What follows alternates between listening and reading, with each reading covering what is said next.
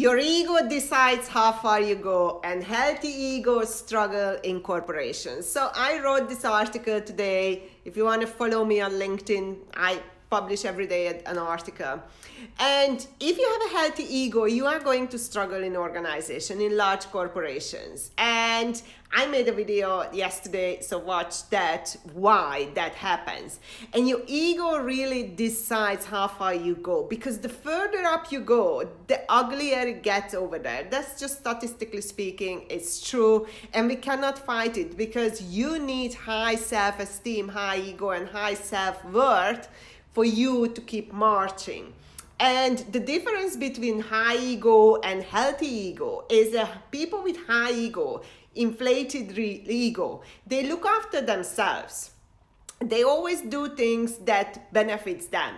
And people with healthy ego, they struggle because they don't look after themselves, they look after others. They make sure that whatever they do is the right thing to do. They make sure that whatever we do collectively, it benefits everyone and doesn't really harm a smaller group of people.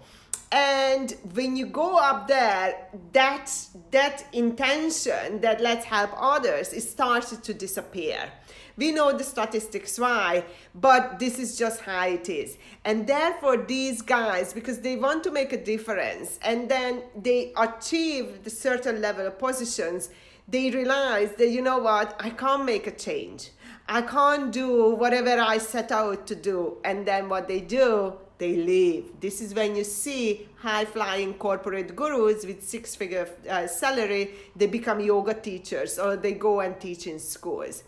And that's the reason, because they fall out of the corporate structure because it's a very difficult one to survive. So if you don't have what it takes, don't punish yourself. If you have a healthy ego, you are going to struggle, especially if you can't do what you want to do and you can't make a difference. Don't punish yourself. Just acknowledge the fact that this is the environment and you have two choices. You either line up and get into the system and they're going to break you, or you get out. There are no other choices. Or the third one, which is very, very rare, you find an organization where that's not really prevalent, but that has to be a smaller organizations, because large organizations, unfortunately, work like that. I hope this helps.